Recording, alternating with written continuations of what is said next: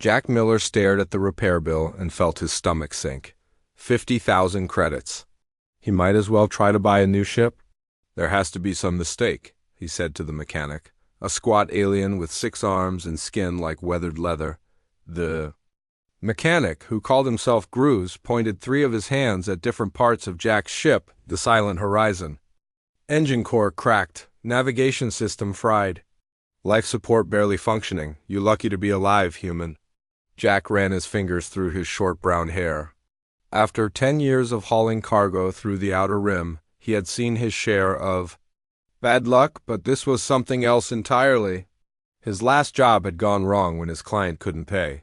And now he was stranded on Nexus 7, one of the seediest trading posts in this corner of the galaxy. I can give you 15,000 now, Jack said. The rest when I complete my next job.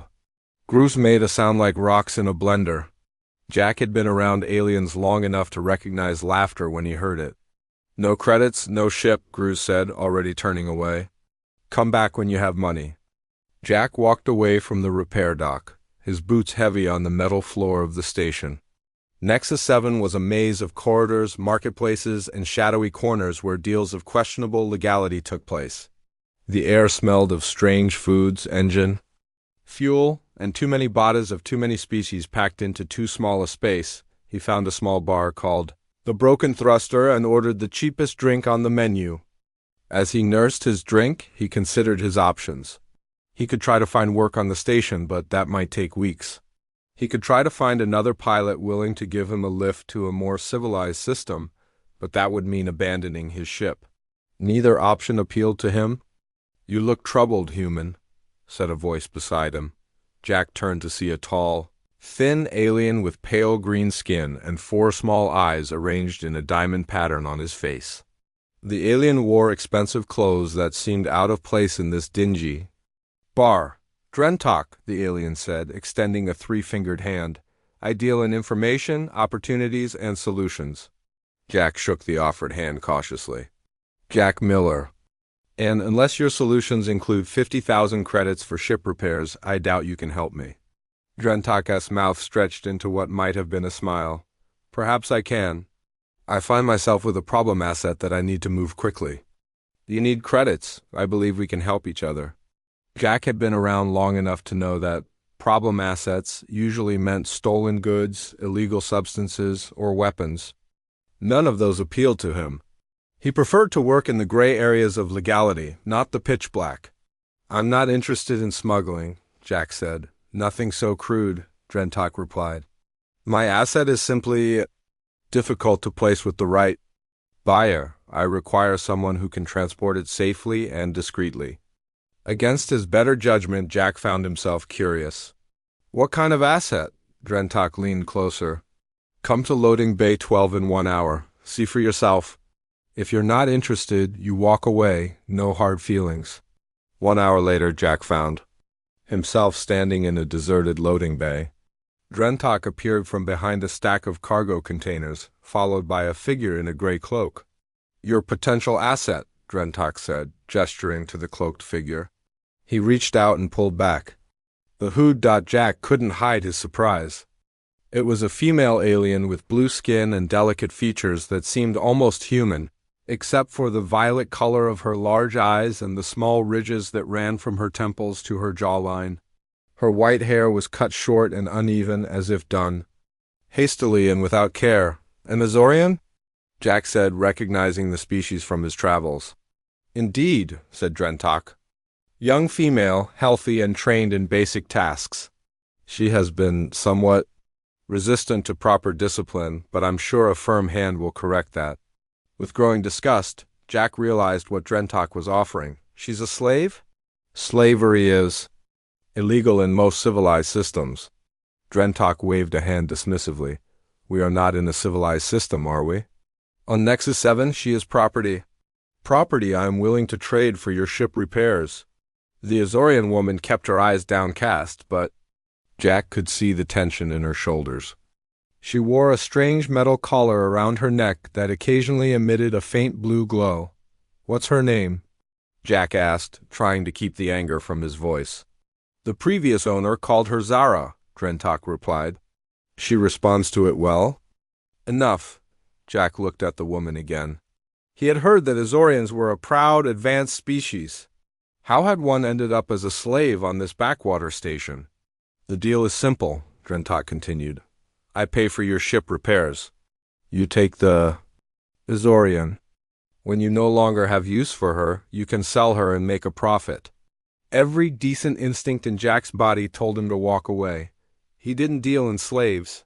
But without his ship repaired, he was stuck here. And at least with him, the Azorian woman might be treated better than she would be with Drentok or whoever else might buy her. She comes with me now, Jack said, making his decision, and you pay for the repairs in full. Drentok smiled. I expected no less. But a word of caution. The collar must remain on at all times.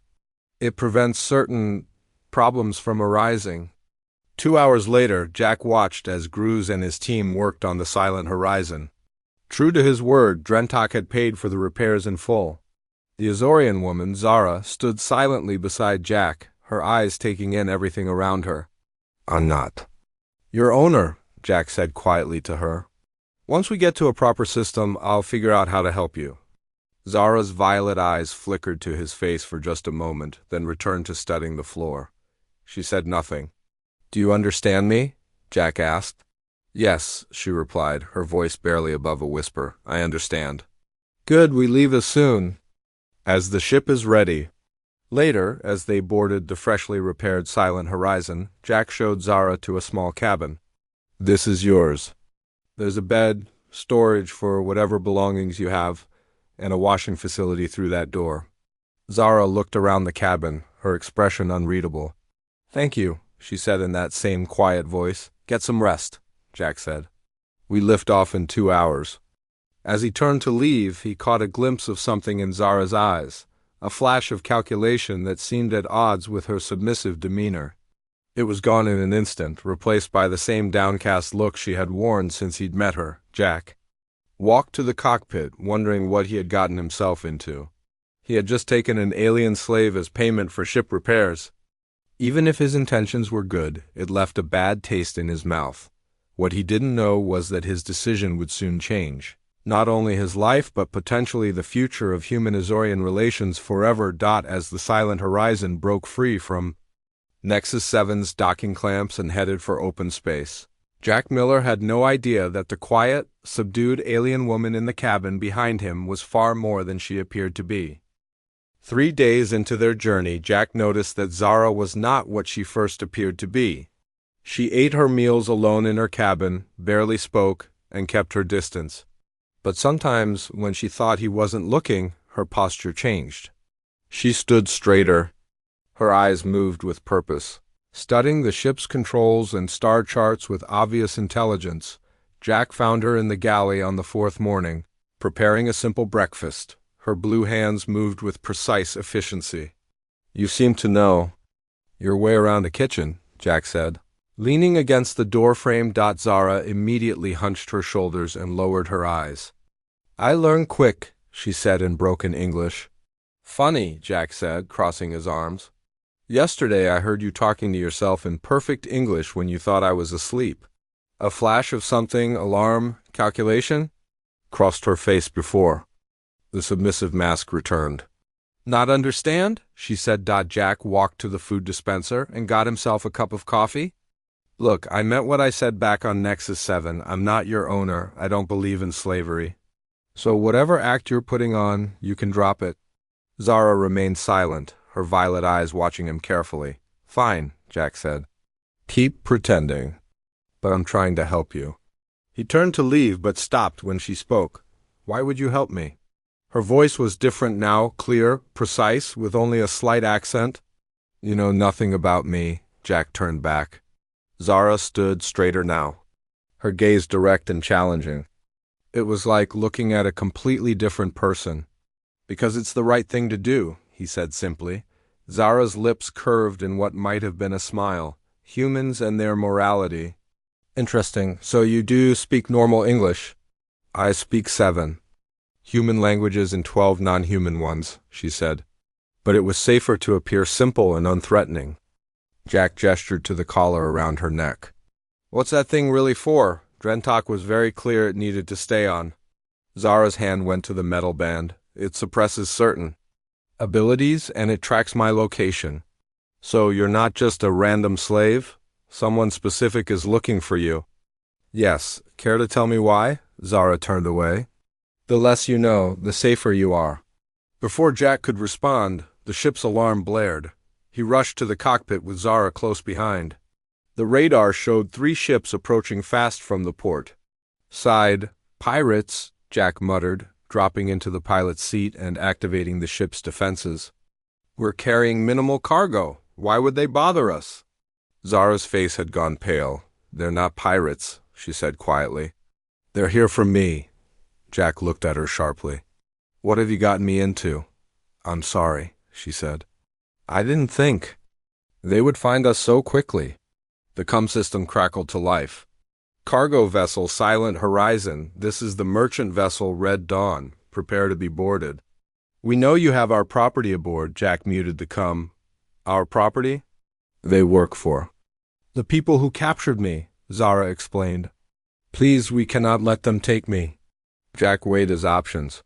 He could surrender Zara and probably escape unharmed. Or he could run and potentially die for someone he barely knew. The smart choice was obvious. Jack fired up the main engines. Strap in, he told Zara. This is going to get rough. Relief flooded her face as she secured herself in the co-pilot's seat. The Silent Horizon lurched forward as Jack pushed the engines to full power. The pursuing ships immediately gave chase. They're faster than us, Jack said grimly, checking the radar. But I know a few tricks. He banked hard toward a nearby asteroid field. The Silent Horizon was smaller and more maneuverable than the ships following them. If he could navigate through the asteroids, they might lose their pursuers. This is very dangerous, Zara observed, gripping her seat as the ship narrowly missed a spinning rock the size of a small house. You got a better idea? Zara studied the navigation display. Yes, there's a gas cloud at these coordinates. She pointed to a spot on the star chart. If we can reach it, the radiation will disrupt their tracking systems. Jack glanced at her. How do you know that? I told you the less you know about me, the safer you are. Despite his better judgment, Jack adjusted course toward the coordinates she provided. The pursuing ships fired warning shots that blazed past the Horizon's hull. If we get out of this alive, Jack said through gritted teeth, we're going to have a long talk about who you really are. They reached the gas cloud, a swirling mass of purple and green cosmic dust. Jack plunged the ship into it, and sure enough, the sensors began to malfunction. He cut the main engines and switched to minimal power, essentially hiding the ship in the cloud. Minutes passed in tense silence. Finally, the radar showed the pursuing ships moving away, having lost their trail. Jack exhaled slowly and turned to Zara. They're gone for now. She nodded, relief evident on her blue-skinned face. Thank you. Don't thank me yet. We're stuck here until I'm sure they're not waiting for us to leave. He fixed her with a serious look. Now, I think it's time you told me what's really going on. Zara touched the collar around her neck. First, I need your help removing this. Without it, I can better explain everything. Drentok said it should stay on. Drentok is a criminal who had no idea what he truly possessed, Zara said bitterly. Jack studied her for a long moment. Every instinct told him he was getting involved in something dangerous, something far beyond his usual troubles. But there was something in Zara's eyes, a determination, an intelligence that made him curious. Fine, he said at last. How do we get it off? Zara led him to the engine room and pointed to a tool set. I need the laser cutter and a magnetic disruptor. Jack gathered the tools. You seem to know your way around a ship pretty well. I've had some experience, she said vaguely. As Jack prepared the tools, Zara explained, the collar has a locking mechanism that responds to a specific electromagnetic frequency. The disruptor should confuse it long enough for you to cut through the weak point at the back. And if I hit the wrong spot? Zara met his eyes steadily. Then I die. But I'd rather die free than live as I am. Jack swallowed hard. No pressure. Then, with careful precision, he applied the magnetic disruptor to the collar. A series of lights on the device began to flicker. Now? He asked. Now, Zara confirmed. Jack activated the laser cutter and carefully applied it to the back of the collar where Zara had indicated. Sweat beaded on his forehead as he concentrated on making a clean cut without touching her skin. With a soft click, the collar split open and fell to the floor. Zara gasped, her hand going to her neck. For a moment she seemed to shimmer, as if the air around her was bending light differently. What the hell? Jack stepped back in surprise. Zara stood straighter, her entire demeanor changing before his eyes. She looked taller somehow, more commanding. When she spoke, her voice carried a new authority. "Thank you, Jack Miller," she said. "Now I can tell you the truth. My name is not simply Zara. I am Princess Zaraleya Nena Thor, heir to the Azorian Stellar Imperium." Jack stared at her, his mouth falling open. "You're a what?" Jack stared at Zarano, Princess Zaraleya, with disbelief. The blue-skinned alien who had been posing as a simple slave now stood before him with regal bearing. Even her features seemed sharper, more defined, as if the collar had been blurring. "Her true appearance, a princess," Jack repeated slowly. "You're telling me I accidentally bought an alien princess as a slave?" "You did not buy me," Zaraleya corrected.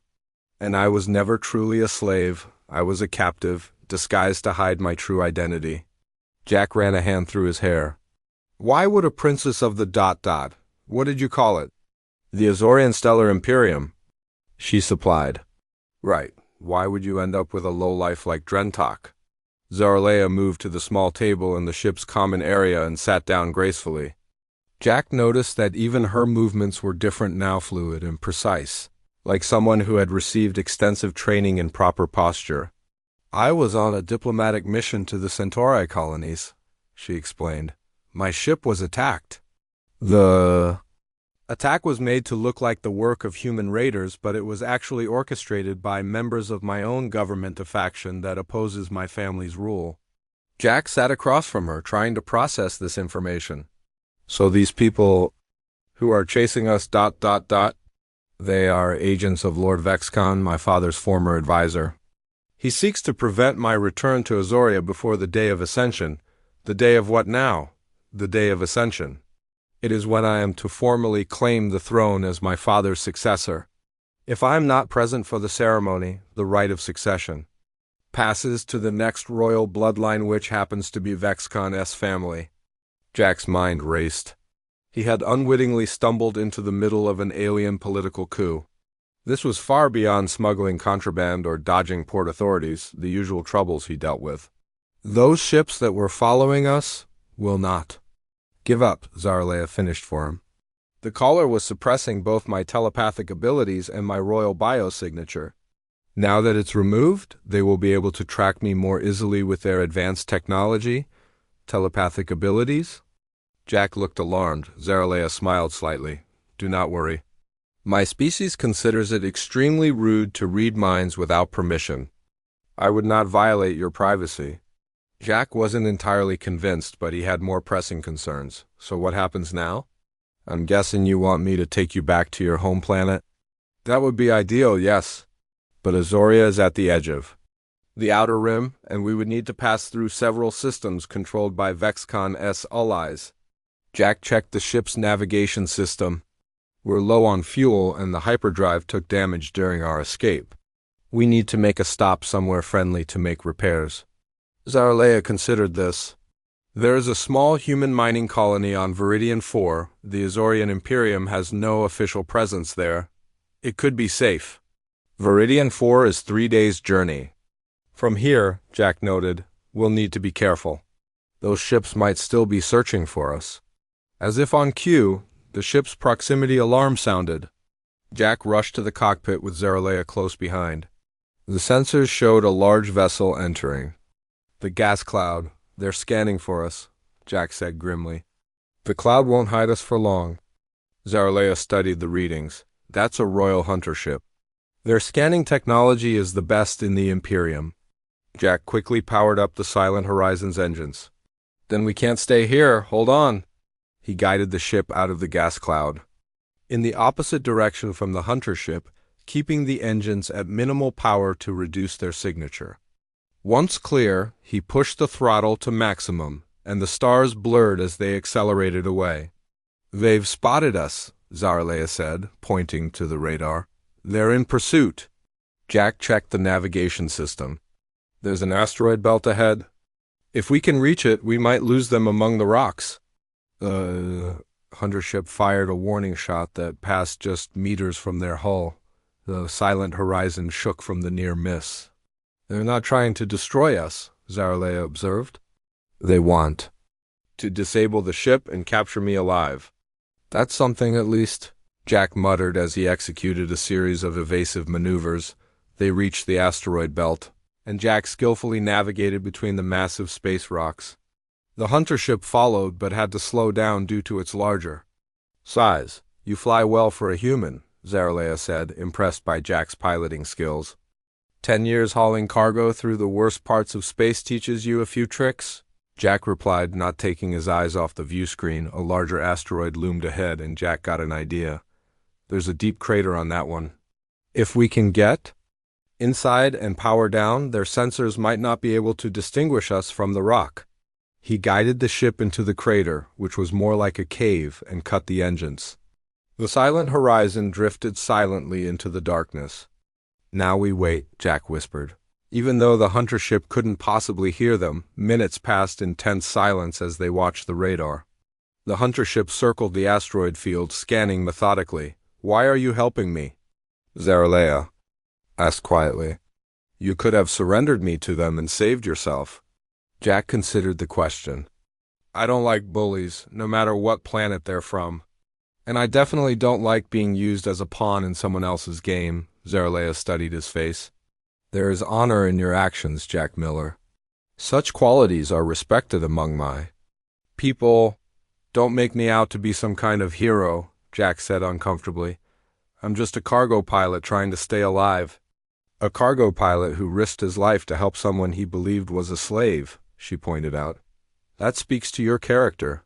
Before Jack could respond, the ship's system suddenly powered down, plunging them into darkness. Emergency lights flickered on, casting an eerie red glow throughout the cockpit. "What happened?" Zaraleya asked. Jack checked the diagnostics panel. "Power surge in the main computer. Probably damage from when we were escaping earlier." He hit several buttons, trying to restore the systems. "This isn't good. We're sitting ducks if they find us." "Perhaps I can help," Zaraleya said. She placed her hands on the control panel and closed her eyes. A faint blue glow emanated from her fingertips. "What are you doing?" Jack asked, startled. "My people have certain abilities beyond telepathy," she explained, her eyes still closed. "We can sometimes interface with technology directly." The ship's systems hummed back to life, displays lighting up one by one. "That's handy," Jack said, impressed despite himself. The radar showed the hunter ship moving away from their position, apparently giving up the search in this section of the asteroid field. "They're leaving," Jack said with relief. "We should wait a bit longer to make sure they're gone, then head for Viridian 4. Zaraleya nodded. "Yes, but Jack, you should know, once Vexcon realizes I've escaped, he will send more ships. Many more, and he may place a bounty on you as well for helping me." Jack sighed. "Great, just what I needed, an alien princess and a price on my head." "I am sorry to have brought this trouble upon you," Zaraleya said sincerely. Jack looked at her and found himself smiling despite the danger. "Well, it's definitely more exciting than hauling cargo." For the first time since he'd met her, Zaraleya smiled, a genuine smile that transformed her serious face. "Indeed it is, Jack Miller. Indeed it is." 2 days later, the silent horizon approached Viridian 4.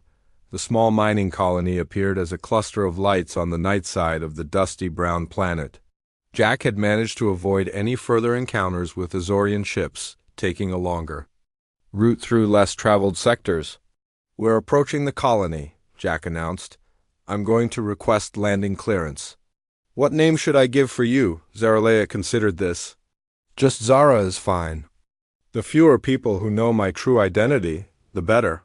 Jack nodded and opened a communication channel. Viridian Control, this is cargo vessel Silent Horizon requesting landing clearance for 2 passengers. Purpose is repairs and resupply. After a brief pause, a gruff voice responded. Silent Horizon, you are cleared for landing pad 7. Transmitting approach vector now. Jack guided the ship through the planet's thin atmosphere. The mining colony came into view, a collection of prefabricated buildings and domes, surrounded by massive excavation equipment.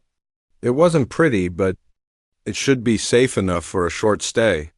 Not exactly royal accommodations, Jack commented as they descended toward the landing pad.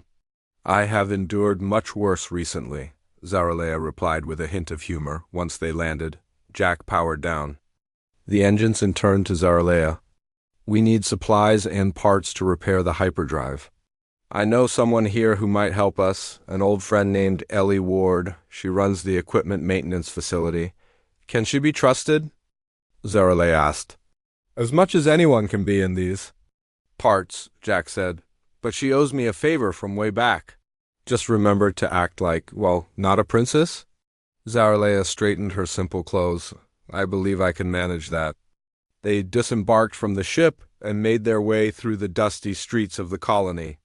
Workers in mining uniforms walked past them, too tired from their shifts to pay much attention to the newcomers. The air smelled of machinery and the colonies. Artificial atmosphere. Jack led them to a large warehouse with Ward Maintenance painted on the side in faded letters.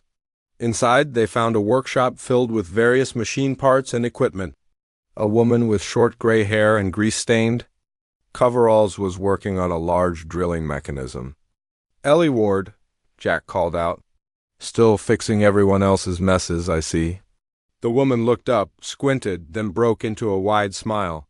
Jack Miller, I thought you'd be dead by now. Not for lack of trying, Jack replied with a grin. Ellie wiped her hands on a rag and approached them. She gave Jack a quick hug, then looked curiously at Zaralea. And who's your blue friend? This is Zara, Jack said. She's a passenger I picked up. Ellie raised an eyebrow. Must be some passenger for you to bring her all the way out here. Before Jack could respond, the door to the workshop opened and 3 colony security officers entered. They wore the standard gray uniforms of mining colony law enforcement, but something about their alert posture made Jack instantly wary. Can I help you, gentlemen? Ellie asked, the lead officer's eyes fixed on Zaralea. We received an alert about an Azorian fugitive, possibly headed to this colony. All ships are being searched. Jack casually moved his hand toward the blaster hidden under his jacket. We just arrived for repairs. My ship's hyperdrive is malfunctioning. The officer stepped closer, examining Zaralea's face. There's a substantial reward for information leading to the capture of an Azorian female. The alert says she might be traveling with a human pilot. Zaralea kept her eyes downcast, imitating her former slave persona. I work for Jack, she said in a deliberately accented voice. Clean ship? Cook food? The officer seemed unconvinced. He reached for a scanner on his belt. I'll need to check your identifications, Ellie stepped forward. Officer, I've known Jack for years. He's just a cargo hauler making a pit stop. Why don't you check his ship if you're so concerned? We intend to, the officer replied. In the meantime, I need to scan the Azorian. Jack knew the scanner would likely detect Zaralea's royal biosignature. He needed to act quickly. Something's wrong with your scanner, he said, pointing to the device. When the officer looked down, Jack moved swiftly. He knocked the scanner away and pushed the officer back.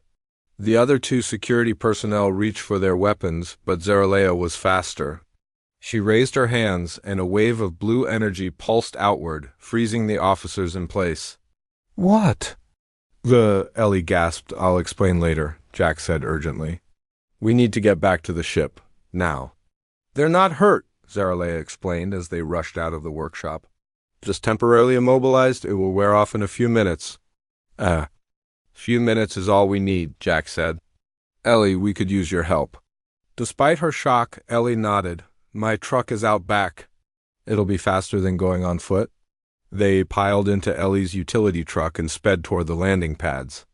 Alarms began to sound throughout the colony. Want to tell me what's really going on? Ellie demanded as she drove. She's not just an Azorian, Jack explained. She's their princess. There's a plot to prevent her from taking the throne, and the people after her have apparently put out alerts even to human colonies. Ellie glanced at Zaraleya in the rearview mirror. A princess? Seriously, Jack? I didn't know either until a couple days ago, Jack admitted. They reached the landing pad to find 2 more security officers examining the silent horizon. We'll never get past them, Jack said grimly. Yes, we will, Ellie replied. She pressed a button on her truck's console, and a loud explosion sounded from the opposite side of the colony. Emergency protocol. That's the signal for a pressure. Breach in Section 5. Those officers will be called to help with evacuation. Sure enough, the officers' radios crackled with urgent messages, and they ran toward the commotion. Nobody will actually be in danger, Ellie assured them. But it'll keep them busy for about 10 minutes. Ellie, you're amazing, Jack said as they hurried toward the ship.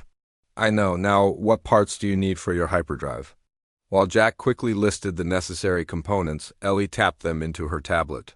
I can have these delivered to your ship in 5 minutes. The colony's automated supply system doesn't check emergency orders too carefully. Once aboard the Silent Horizon, Jack began preparing for departure while Zaraleya explained their situation more fully to Ellie. So there's an entire alien empire out there that's about to have a succession crisis? Ellie asked, fascinated. Yes, Zaraleya confirmed. And if Vexcon takes power, he plans to end our peaceful relations with humans. He believes your species is a threat to our dominance. A small cargo drone arrived with the parts they needed. Jack and Ellie worked quickly to install them while Zaraleya monitored the colony's communications. They're organizing a full blockade of the spaceport, she reported. We need to leave now. Just one more connection, Jack called from the engine room. Ellie, the blue wire goes to the power coupling, right? No, the red one, Ellie corrected. Blue will fry the whole system. Jack made the final adjustments and the hyperdrive hummed to life. We're good to go. Ellie headed for the exit ramp. This is where I get off. Any longer and I'll be considered an accomplice. Zaraleya took Ellie's hands. Thank you for your help. The Azorian Stellar Imperium will remember this kindness. Just make sure you win your throne back, Ellie replied. And keep this idiot alive, she added, nodding toward Jack. As Ellie disappeared down the ramp, Jack fired up the engines. The Silent Horizon lifted off just as colony security vehicles converged on the landing pad. Hold on, Jack warned as he pushed the ship to maximum acceleration. The colony quickly shrank behind them as they shot toward the upper atmosphere. 2 ships in pursuit, Zaraleya reported, watching the radar. Colony defense vessels. They're not built for deep space, Jack said confidently. Once we clear the gravity well, we can jump to hyperspace. The ship shuddered as it broke free of Viridian IV's gravity. Jack punched in coordinates and activated the newly repaired hyperdrive. The stars stretched into lines as they made the jump, leaving their pursuers far behind. Jack exhaled with relief. That was too close, Zaraleya nodded. Your friend was. Very brave. Ellie's one of the good ones, Jack agreed. He checked their course. We're headed toward the Caladrian sector. It's not directly on the way to Azoria, but it's safer. We cannot afford many more delays, Zaraleya said, concern evident in her voice. The day of ascension is only 7 days away. If I am not present at the royal temple on Azoria, we'll get you there, Jack promised. Somehow, Zaraleya touched his arm gently. Thank you, Jack. I'm beginning to think meeting you is not just chance, but fate, Jack smiled wryly. I don't believe much in fate, Princess, but I do believe in finishing what I start. The Silent Horizon dropped out of hyperspace near the border of Azorian territory. According to Zaraleya, they were only 1 day's journey from Azoria itself, but this final stretch would be the most dangerous. Vexcon controlled the border patrol fleet, and every ship entering Azorian space was being scanned. Jack studied the star map showing their position. We'll never make it past those patrol ships in this vessel. They'll scan us and know immediately who's aboard. Zaralea stood beside him, her face lit by the glow of the navigation console. There is another way. The royal family has secret hyperspace routes that bypass the main checkpoints. They were created generations ago as escape paths in case of invasion. And you know these routes? Yes, I was taught them as a child. But there is a problem. They require precise navigation through some dangerous areas. Gravity wells unstable. Nebulae, even a black hole at one point, Jack whistled. Sounds like a pilot's nightmare. It is risky, Zaralea admitted. But less risky than facing Vexcon S forces directly. Jack considered their options. They had come too far to give up. Now, show me the route. Zaralea placed her blue hands on the navigation console. Her fingertips glowed softly as she interfaced with the ship's computer, uploading the secret coordinates. We'll need to make 3 precise jumps, she explained. The final one will bring us directly into Azoria's atmosphere, a maneuver that is technically forbidden under normal circumstances. Good thing these aren't normal circumstances, Jack replied with a grim smile. Let's do it. He powered up the hyperdrive and input the first set of coordinates. The stars stretched into bright lines as they jumped. They emerged at the edge of a swirling purple nebula. Electrical discharges crackled across the colorful gases, creating a beautiful but deadly light show. We need to navigate through the nebula to reach the next jump point, Zaralea said. The energy discharges will hide our ship from scanners.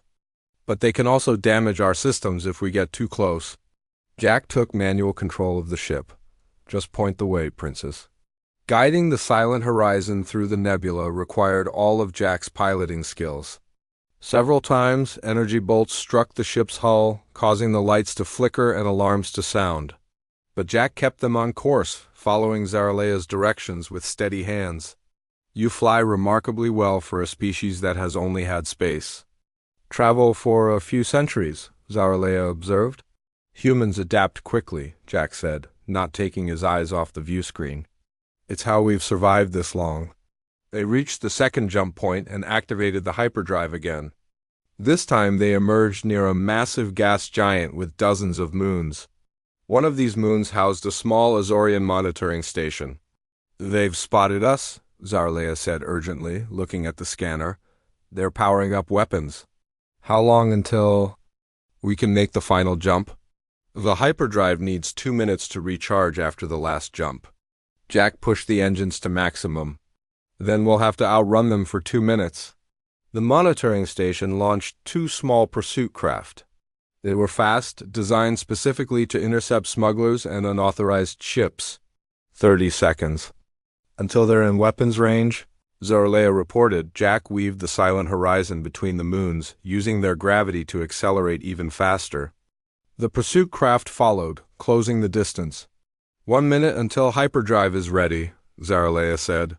Her voice remained calm, but Jack could see the tension in her face. The first pursuer fired, and a laser blast grazed the horizon's left engine. Warning lights flashed across the control panel. Engine power down to 70%, Jack said, fighting to keep the ship stable. We're losing speed. Zaralea moved to the weapons console. I can try to delay them. You know how to fire a ship's weapons? All Azorian royalty are trained in basic combat, she replied. Activating the targeting system, she fired a precise shot that struck one pursuer's sensor array. The craft spun out of control, colliding with a small moon. Hyperdrive ready in 10 seconds, Jack announced. The second pursuit craft fired again, hitting their rear shield. The silent horizon shuddered violently. 5 seconds, 3, 1, jump. The stars stretched once more as they made the final hyperspace jump. When they emerged, the blue-green world of Azoria filled the view screen. We made it, Zaralea whispered, her eyes fixed on her home planet. Their celebration was short-lived. Alarms blared as 6 large warships appeared on their scanner, moving to intercept them. Vexcon S Royal Guard ships, Zaralea said. They must have been waiting, just in case we tried to return. We're in no shape for another fight, Jack said grimly. The last hit damaged our shields and weapon systems. Zaralea closed her eyes, her expression focused. I'm going to try something. My people can sometimes communicate telepathically. Across great distances, especially with those we are connected to by blood. You're calling for help? I'm trying to reach Commander Laren. He was my father's most loyal officer and my personal guard before I was captured. If he still lives... Jack watched the approaching warships with growing concern. They were minutes away from being in firing range. After everything they had been through, it couldn't end like this. Suddenly, a new ship appeared on their scanner. It was massive, at least 3 times the size of the largest warship pursuing them. The Imperial Vanguard, Zaraleya said, her voice filled with emotion. Laren's flagship. He received my message. The comm system crackled to life. Princess Zaraleya, this is Commander Laren. We have been searching for you since your disappearance. Are you unharmed? I am well, Commander, she replied. Thanks to this human, Jack Miller. We will escort you to the capital. The day of ascension approaches and your people await your return. The Imperial Vanguard moved between the Silent Horizon and Vexcon S ships. Faced with this new opposition, the warships halted their approach. Vexcon himself is on the lead ship, Zaraleya said, reading the scanner. He knows his plan has failed. As if confirming her words, the warships turned and retreated.